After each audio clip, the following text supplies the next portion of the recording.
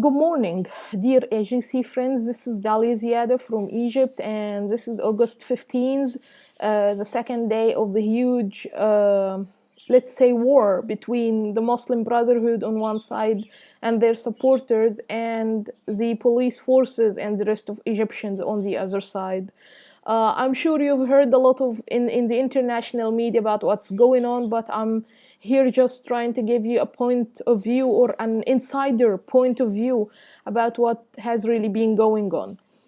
First of all, I believe that the evacuation of those camps of the Muslim Brotherhood in Giza and Nasr City in Cairo were inevitable because those strikes or sit-ins, they were not peaceful, unlike what the international media is mentioning. As someone working in a human rights organization, we've been working closely on monitoring how the people are behaving in those sit-ins. And I'm sure it would be very shocking to you to know that at least 44 torture crimes, I mean, like getting people and torturing them to death, happened in both Rab'a and Al Nahda strikes under the eyes of the leaders of the Muslim Brotherhood and with orders of the Muslim Brotherhood. And that's why, and actually, we have also monitored a huge number of arms and weapons being hidden in those strikes. So they were not peaceful at all.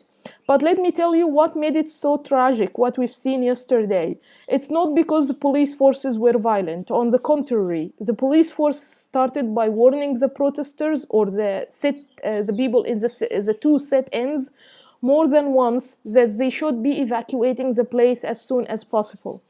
And actually, they did this in amplifiers, in helicopters, and some of the people responded positively, and they allowed them to be evacuated through certain channels without even being touched or harmed or anything. And there are videos proving this on my timeline on Twitter. If you would like to go and see it, it's at Dalia Ziada. So this happened. As soon as the evacuation happened, we found the Muslim Brotherhood being spread not only all over Cairo but all over Egypt, and number one, burning churches. So far we have reports about 29 churches and Coptic Christian facilities all over the country that has been burned, literally burned, like setting fire on them, simply because they are Coptic.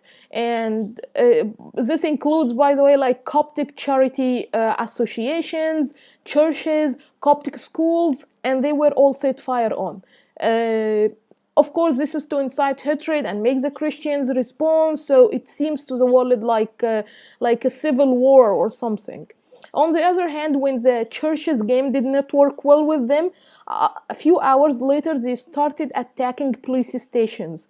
One of the horrible deeds they did, the Muslim Brotherhood, is that they attacked a police station in a city called Kurdasa, southern Cairo.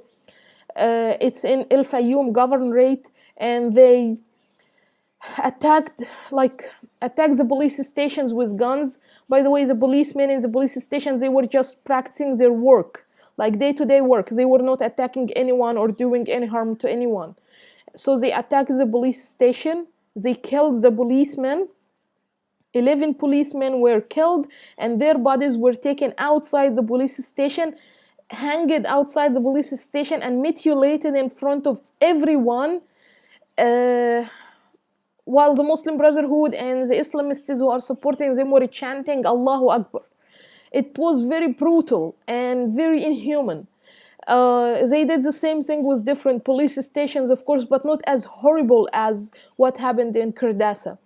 So the reason why it went so violent, the reason why the death toll is so high, is simply because the Muslim Brotherhood are violent and they are not giving up easily. It's not their right to stay in power anymore. The people went against them, and it makes sense now that they should recollect themselves, try to find a new path to regain the trust of the Egyptian people, whom they lost because of their failure in running state affairs and their failure in fulfilling the demands of the people. So I think I don't know what will happen next. Actually, it's very difficult to expect anything, but I hope today will be quieter than yesterday. I hope the Muslim Brotherhood will stop this soon, and I hope the police forces continue to be acting wisely. Yes, one more thing. Actually, I think there were wrong reports in the international media about the military cracking down on the Muslim Brotherhood. In fact, and to tell you how the international media are really absent-minded about what's really happening in here, is that the military was not even there yesterday. The military is busy with the war in Sinai with terrorists coming from Hamas and from different terrorist organizations operating in Sinai under the who were operating in Sinai under the Muslim Brotherhood, and now the military is busy with combating them. Those who were fighting against the Muslim Brotherhood in Cairo and Giza yesterday, and other cities, of course, are the police forces. And there is a huge difference between both authorities, by the way. Police is one thing and the military is another thing. Finally, I hope things go well. It's very violent here, actually, and it's very scary. So I hope things go well soon.